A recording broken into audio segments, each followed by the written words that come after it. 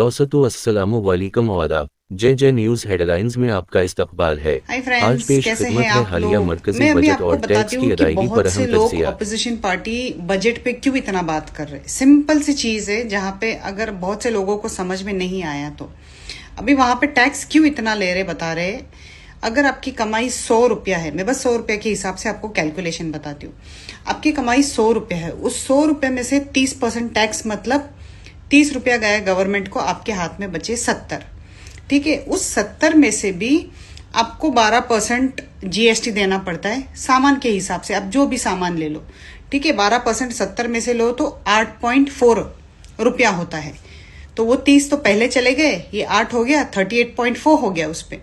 और आपने कुछ महंगा सामान लिया, मतलब 70 रुपए में से भी उन लोग टैक्स ले रहे हैं आपसे। समझ में आ रहा है। अगर आपने कुछ महंगा लिया तो 18% टैक्स, 18 मतलब 12.6% होता है।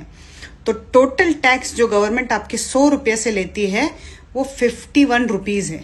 पता है, 51 रुपीज मतलब आपकी आधी कमाई गवर्नमेंट को टैक्स देने में जाती है। और आपके पास कितने बचते हैं? 49 रुपीज।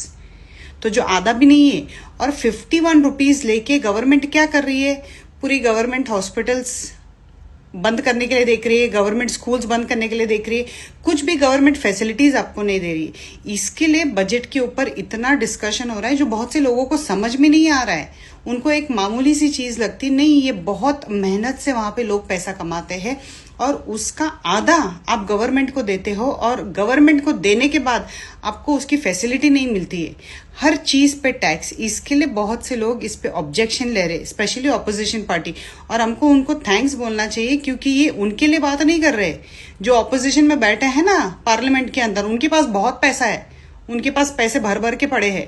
वो अपने लिए बात कर रहे, आम जनता के लिए बात कर रही है। वहां पे बैठने वाले 50 लोग हैं, मगर वो बाहर 180, 140, 150 करोड़ जनता उनको बात कर रहे, उनके लिए बात कर रहे।